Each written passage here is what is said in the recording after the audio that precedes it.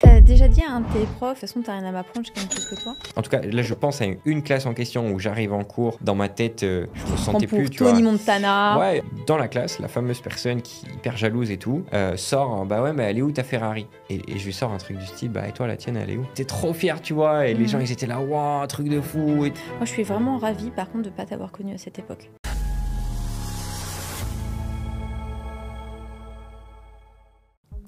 Bonjour à tous et bienvenue dans ce nouvel épisode de Grandir par l'entrepreneuriat.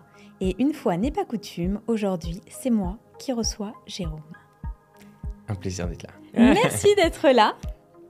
Donc aujourd'hui nous allons te poser un peu plus de questions pour en savoir un peu plus sur toi. Parce que c'est vrai que jusqu'alors on a échangé sur différents sujets, mais finalement je pense que ça intéresse plusieurs personnes d'en savoir plus sur toi, sur ton parcours, sur ce que tu as fait, sur où tu en es aujourd'hui, ce sur quoi tu travailles encore et ce à quoi tu aspires pour la suite. Donc est-ce que tu peux commencer d'abord brièvement par te présenter s'il te plaît? Donc déjà je m'appelle Jérôme, j'ai 29 ans, j'arrive sur mes 30 ans, avec une petite surprise je l'espère pour mes 30 ans. Petit clin d'œil.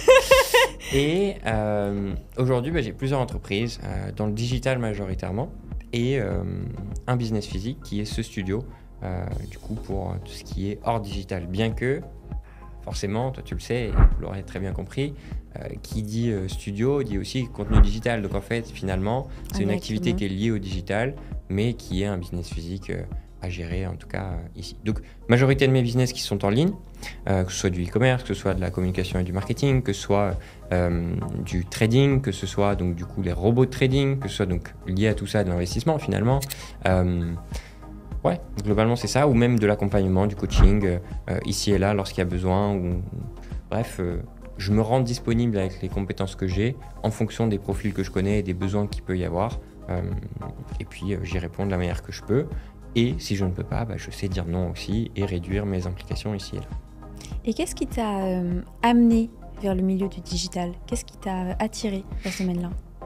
Bonne question. En fait, ça s'est fait de manière successive. C'est-à-dire que comment j'ai découvert l'entrepreneuriat et le fait de travailler pour soi, entre guillemets, je me suis dit, ok, il faut que je lance un projet qui soit à moi.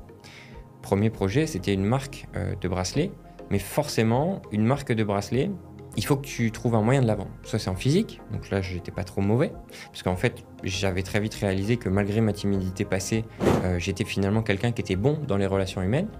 Et donc ça s'est transformé en un projet avec des bracelets que je vendais avec des messages inspirants dessus, donc très liés à mes valeurs aujourd'hui que je porte toujours.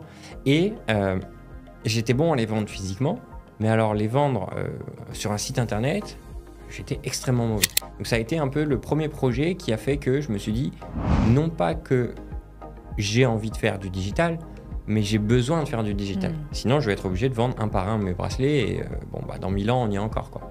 Et donc, j'ai commencé comme ça, en réalisant que je ne connaissais rien, que j'étais mauvais et que ça avait fait couler notamment ma boîte, puisque j'ai jamais réussi à continuer ce projet-là. C'est quoi le côté plus dur, les responsabilités, le côté plus sombre aussi que amène l'entrepreneuriat et la vie de manière générale, la vie d'adulte? Ouais, bien sûr. La plupart des gens, ils vont dans l'entrepreneuriat en se disant, en étant entrepreneur, j'aurai la liberté, j'aurai tout ça. J'aurai l'argent, j'aurai le succès, Et c'est pas vrai.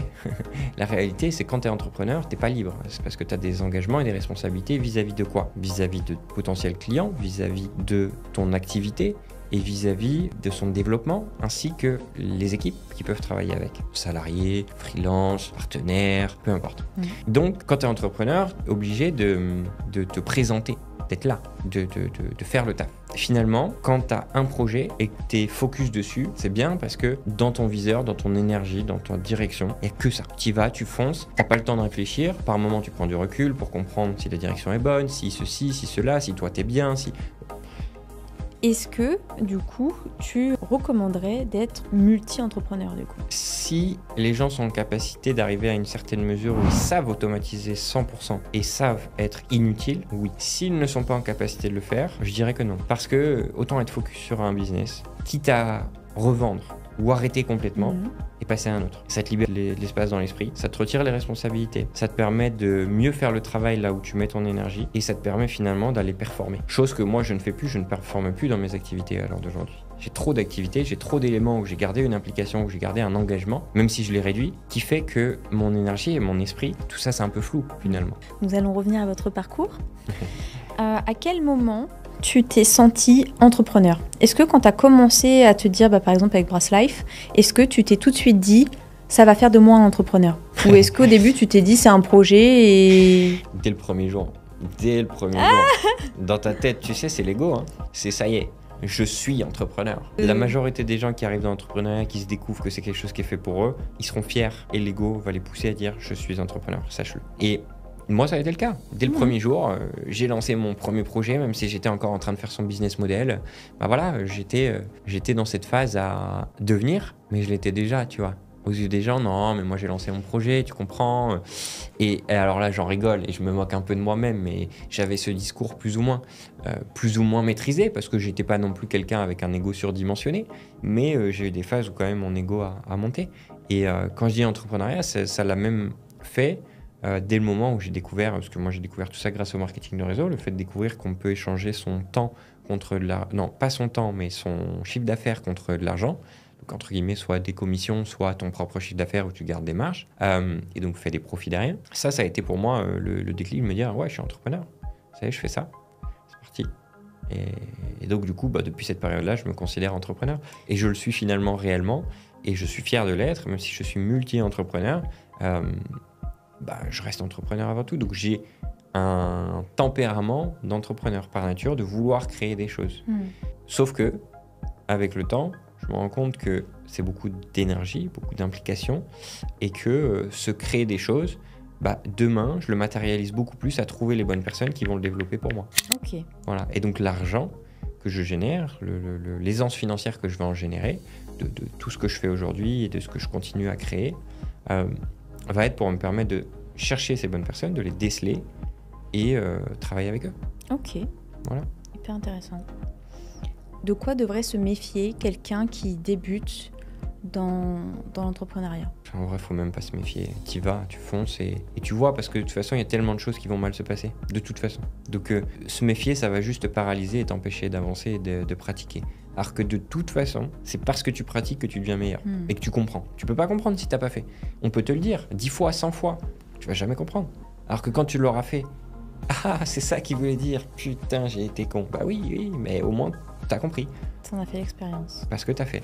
Et donc il n'y a pas tellement de choses à faire attention, c'est vas-y, fonce, et puis de toute façon, tu verras bien. Après, bien sûr, t'évites de poser ta maison en garantie d'un business que tu ne connais pas et que tu ne sais pas faire. Ne faites jamais ça. J'exagère le trait, mais d'ailleurs, tu vois même si vous êtes en compétence... Oui, voilà, mais il y a pas tellement de choses à ne pas faire. C'est vraiment, tu fonces et tu fais. C'est ça, vous ne le faites pas. Oui. T'as déjà dit à un de tes profs, de toute façon, t'as rien à m'apprendre, je gagne plus que toi? En tout cas, là, je pense à une classe en question où j'arrive en cours, dans ma tête, je me sentais plus, tu vois. Tony Montana. Ouais, alors que le prof, il bossait en banque, il gagnait pas trop mal sa vie, tu vois, mais je gagnais quand même plus que lui. Et c'est quelqu'un que j'appréciais beaucoup, ce prof-là. Et finalement, dans la classe, la fameuse personne qui est hyper jalouse et tout, sort, ouais, mais elle est où ta Ferrari? Et je lui sors un truc du style, et toi, la tienne, elle est où? Ouais, tu vois. Et bref, j'étais trop fier, tu vois, et les gens, ils étaient là, waouh, truc de fou et tout. Bref, c'était allé en conflit presque clash, en gros, globalement clash. Et dans ma tête, je me dis, mais elle est folle, elle fait rien de sa vie, machin, alors que moi je fais et tout. Donc là, tu vois, l'ego était très présent. Est-ce que, à ce moment-là, la personne que tu étais à ce moment-là a associé le respect qu'on devait à quelqu'un à l'argent? Peut-être qu'il y avait de ça, hein. Peut-être qu'il y avait de ça à cette époque. Mais c'est surtout que moi, je te manque pas de respect, je parle pas mal de toi, je te parle pas mal. Viens pas m'emmerder alors que t'es personne. Dans ma tête, c'était ça. Tu vois. Mais cette pensée de te dire, oui, je perds mon temps en cours avec des gens qui gagnent moins que moi. Alors non, c'était pas lié à l'argent, mais qui faisaient pas les efforts, qui faisaient pas d'autres choses pour faire plus, tu vois. Donc en fait, il y avait une double notion de travail supplémentaire pour faire le taf et notion de moi je m'épanouis et je te manque pas de respect à la base. Certes, j'avais l'ego, mais je suis pas venu t'agresser. Ah, t'es nul en fait, tu vois. J'étais pas dans ce tempérament-là non plus. J'avais un ego, je me montrais de plus en plus, etc. Mais c'est tout. Enfin, c'est tout. C'est relatif. Hein. Moi, je suis vraiment ravie, par contre, de ne pas t'avoir connu à cette époque. Merci beaucoup. Un plaisir. Et nous, on se retrouve très vite pour un prochain épisode de Grandir par l'entrepreneuriat. Ciao! Ciao l'équipe, à très vite.